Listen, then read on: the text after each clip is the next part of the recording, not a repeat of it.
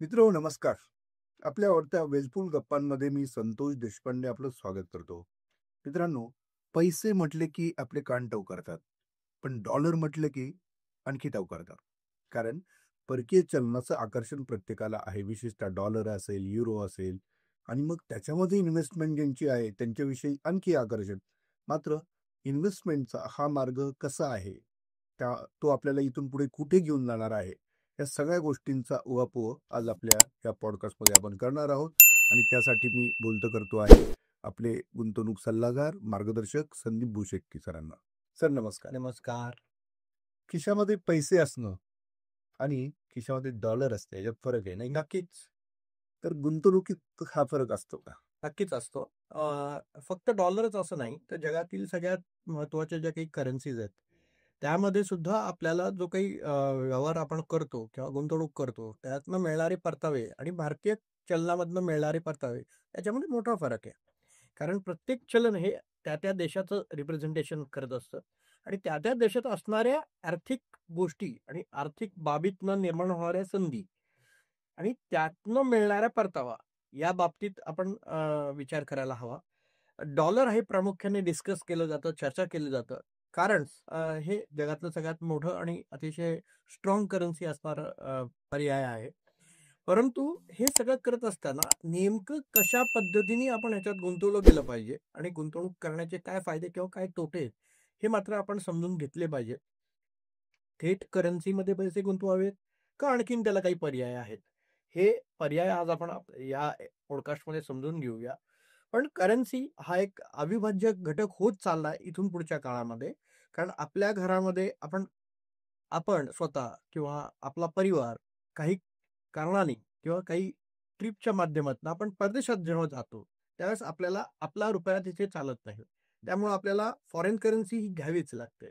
आणि प्रामुख्याने अनेक वेळा जरी आपण अमेरिकेला गेलो नाही, पण आपण इतर देशांमध्ये जेव्हा जातो, एशियन कंट्रीजमध्ये किंवा इतर खंडातल्या कुठल्याही देशांमध्ये जातो, प्रामुख्याने सगळ्या देशांमध्ये एक्सेप्ट केली जाणारी करन्सी म्हणजे US डॉलर. म्हणून बहुतांशी लोक इव्हन युरोपला जरी गेले, तरी जाताना US डॉलर सोबत कॅरी करतात आणि त्याच्यातनं होणारा खर्च त्या ट्रिपमधला ते तिथे करत असतात. आता हा एक भाग झाला. आपल्या परिवारातले अनेक आता येणाऱ्या पिढ्या, तरुण पिढ्या शिक्षणासाठी परदेशात जातात. शिक्षणासाठी जेव्हा जातो माणूस, त्यावेळेस हा काळ छोटा नसतो.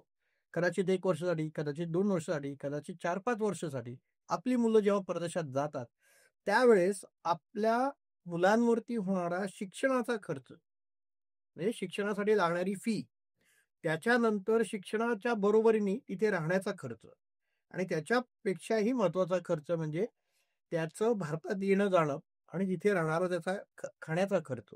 या सगळ्या गोष्टीला फॉरेन करन्सी ही खूप गरजेची आहे.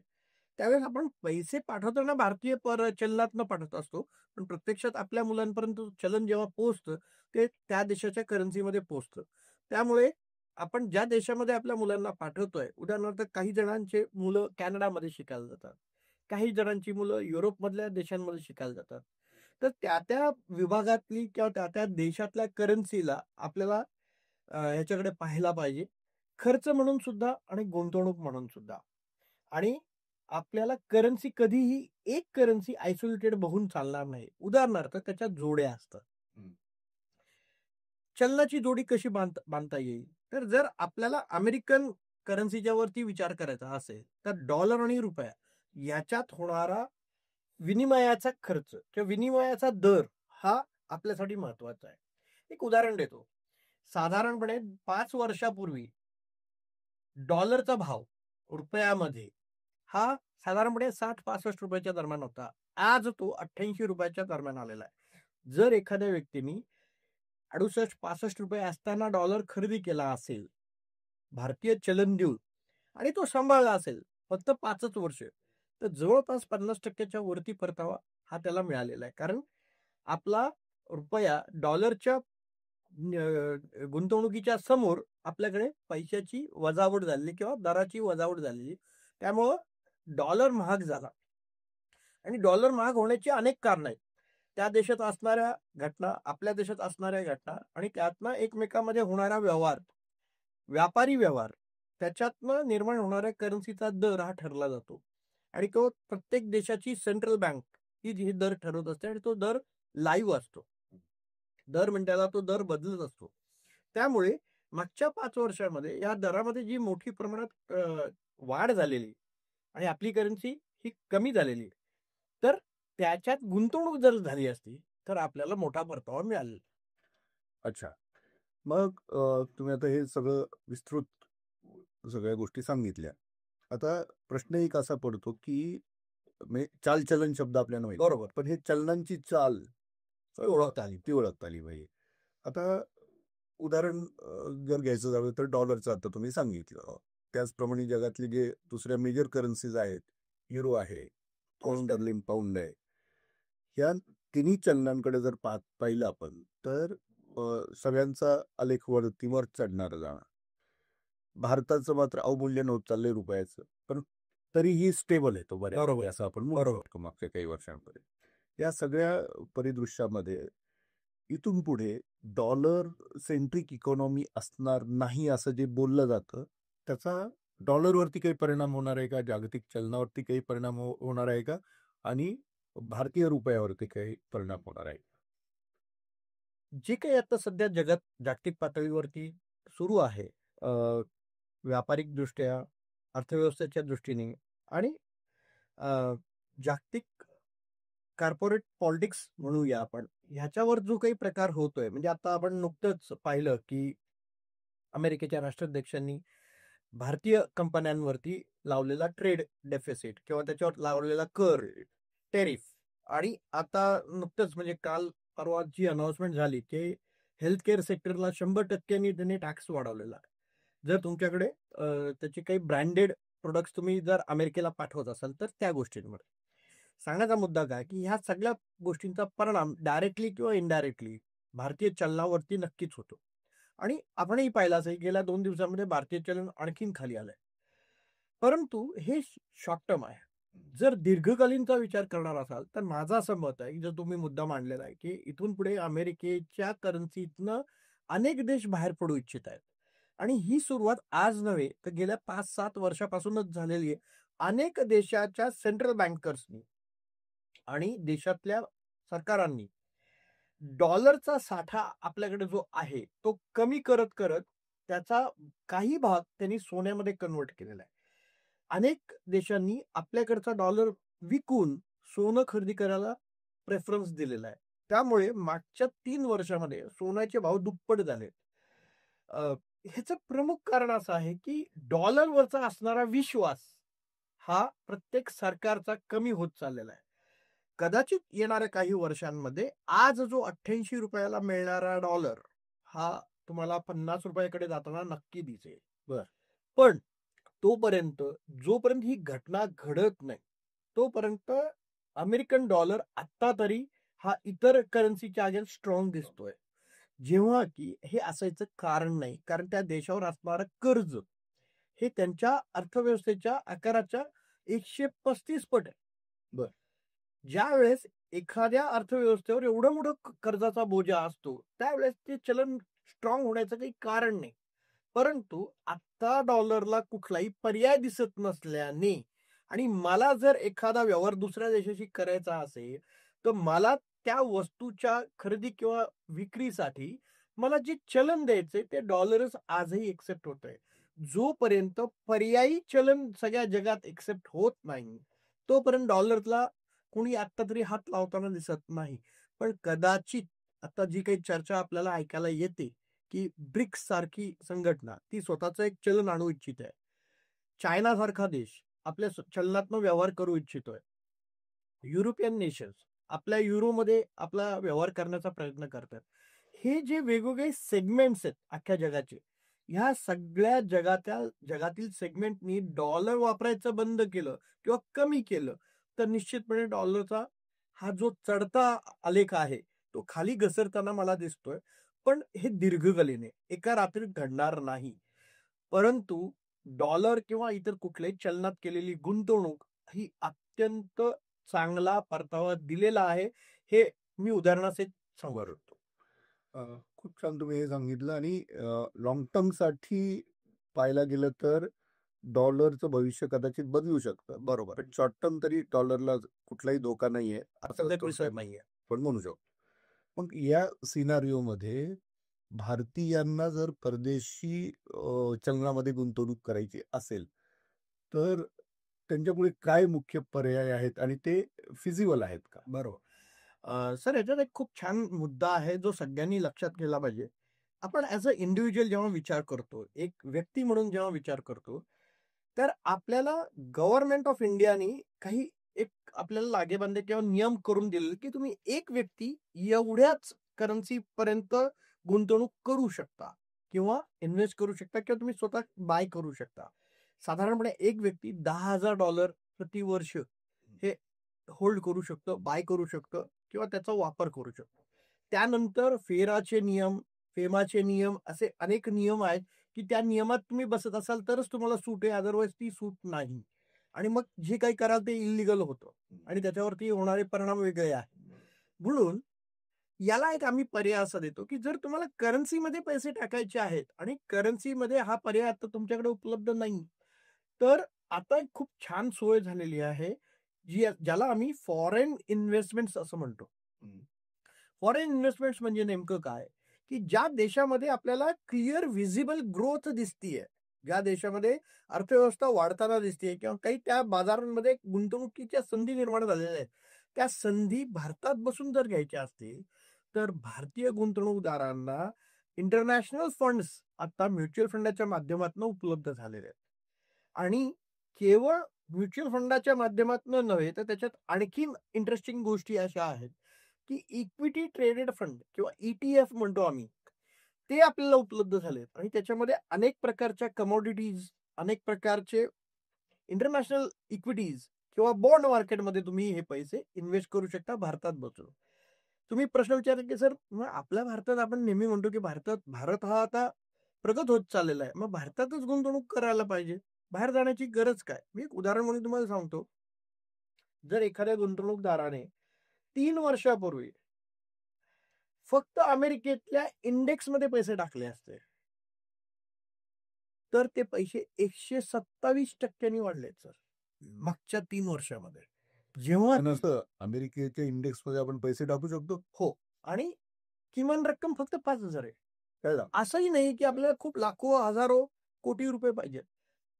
दुर्दैवाने ह्याची माहिती गुंतवणूकदारांकडे फार कमी आहे किंवा हे पर्याय आपल्याकडे आता उपलब्ध आहेत, पण याची माहिती आपल्याकडे नसल्याने या गुंतवणूक संधी जात आहेत. आता गंमत बघा, मागच्या 1000 दिवसामध्ये भारतीय अर्थव्यवस्थेमध्ये किंवा भारतीय शेअर बाजारातनं जो मिळालेला परतावा आहे, हा 50% पण नाहीये. पण अमेरिकेमध्ये केवळ इंडेक्समध्ये पैसे इन्व्हेस्ट केले असते, तर मिळालेला परतावा 125% आहे.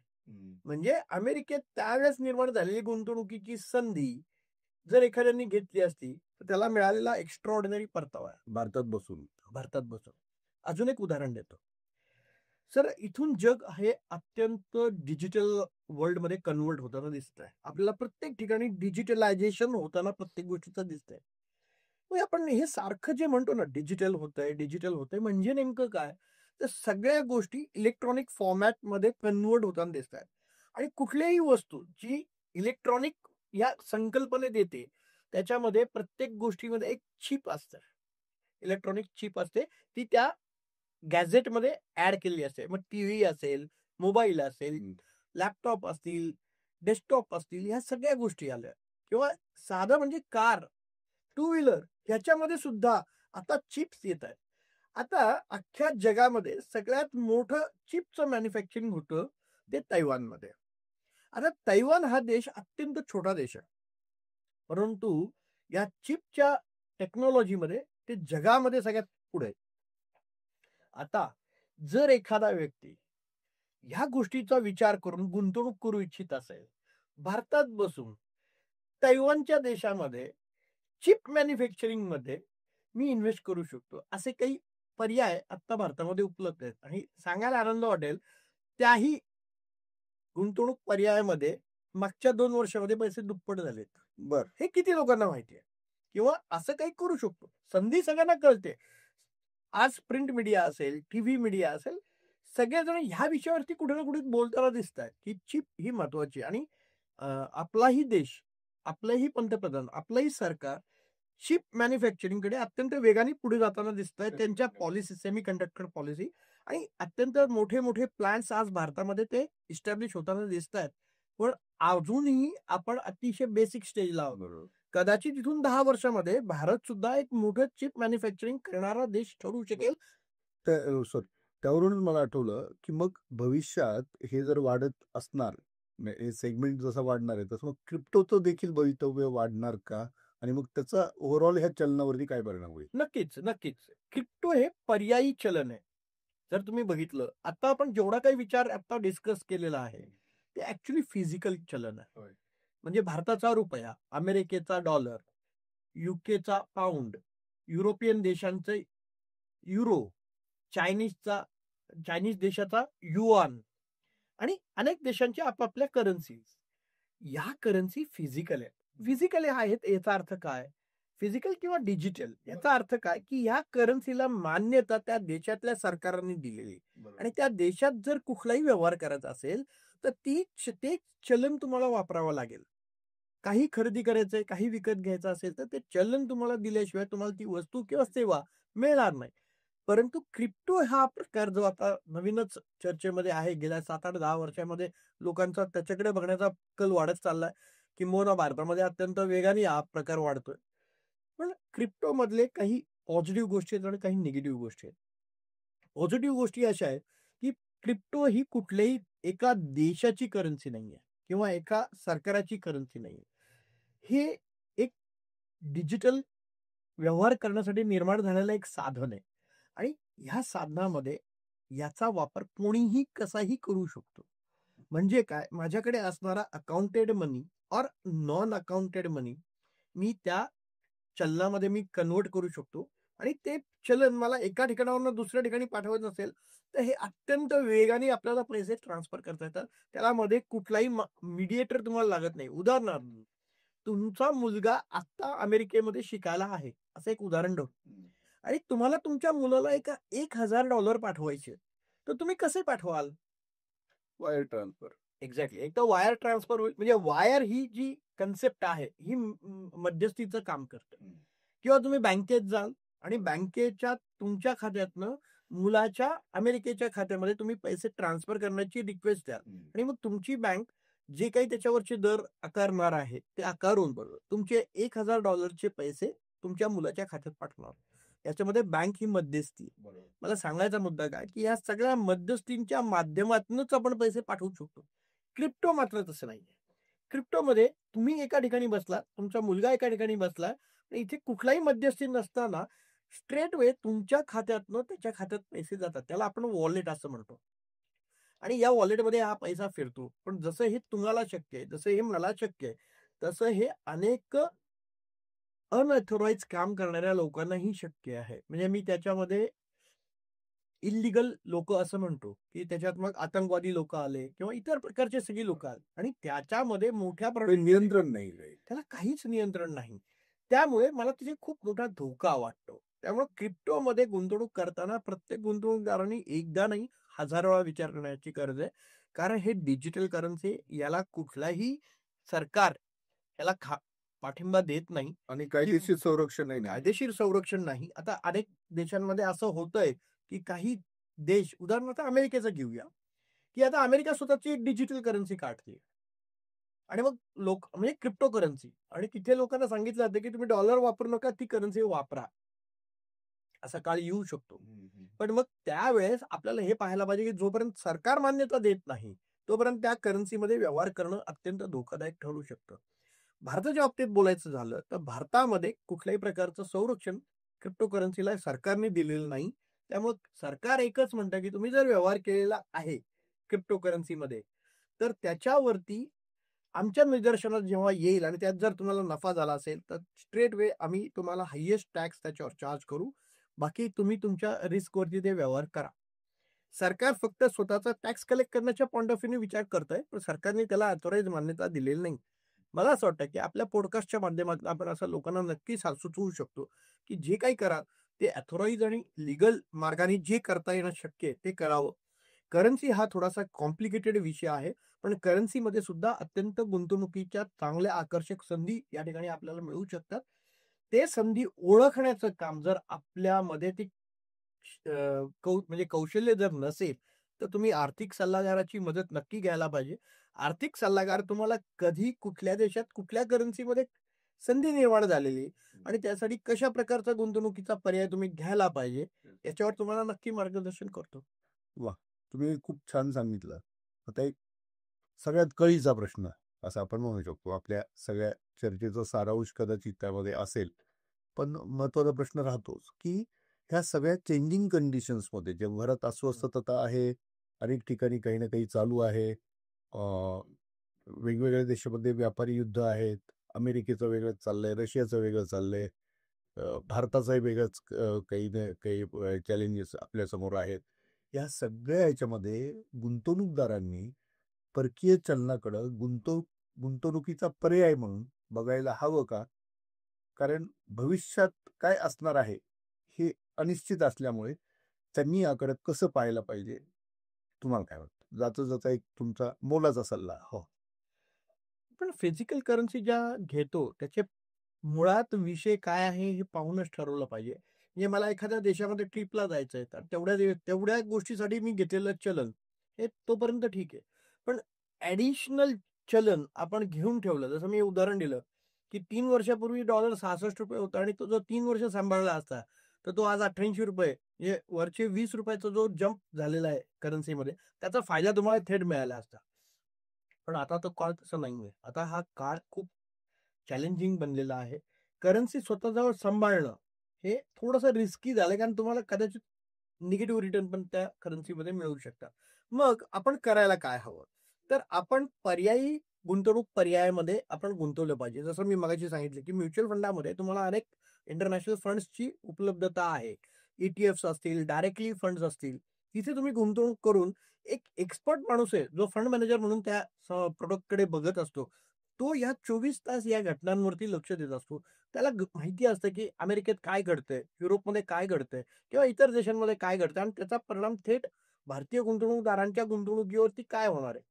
त्यामुळे तो आवश्यक असणाऱ्या योग्य स्टेप त्या मिनिटाला किंवा त्या क्षणाला घेत असतो आणि आपल्या होणाऱ्या भविष्यातल्या लॉसवरती आपल्याला त्याच्यातनं वाचवत असतो. कदाचित तुम्ही आणि मी हे गुंतवणूकदार म्हणून हे कदाचित आपल्याला जमेल असं नाही. काही एक्सपर्ट लोकांना जमवू शकतं, पण प्रत्येकाला ते जमेल असं नाही. त्यामुळं शक्यतो जो स्ट्रक्चर मार्ग आहे, की ज्याच्यातनं ह्या गुंतवणुकीचा फायदा आपल्याला घेऊ शकतो. कारण हे काळ अत्यंत अनिश्चिततेचा काळ आहे. त्यामुळे आपण आपल्या सावधतेने हे गुंतवणूक करायला हव्या. वा, संदीपजी, इतकं छान तुम्ही सगळं सांगितलं. म्हणजे एक अख्खं परकीय चलनाचं विश्व, त्याचा भूतकाळ, आत्ताचं वर्तमान आणि भविष्य हे तिन्ही पट एक प्रकारे उलगडत गेले. खरं तर हा विषय खूप मोठा आहे खूप मोठं आहे. आणि इतक्या कमी वेळात आपण त्याच्यावरती चर्चा करणं मला वाटतं की तेवढं हे नाहीये. मात्र त्यातला एक सारांश आपण काढला पाहिजे बरोबर. आणि फक्त गुंतवणुकीच्या अँगलने आपण ही चर्चा समोर ठेवतो. बरोबर. तर श्रोत्यांना, आपल्या प्रेक्षकांना या गप्पा नक्कीच आवडल्या असतील याची मला खात्री आहे. तुम्हाला कुठल्याही प्रकारची काही शंका असेल किंवा प्रश्न असेल, आम्हाला जरूर विचारा. माझ्या माध्यमातनं संदीपजींशीच आपण संपर्क साधता हे नेहमी लक्षात ठेवा. सर, तुम्ही आलात, वेळ दिलात आणि इतक्या छान वेलफुल गप्पा आपल्या रंगल्या, त्या प्रत्येकासाठी हेल्पफुल ठरतील याची मला खात्री वाटते. धन्यवाद. धन्यवाद.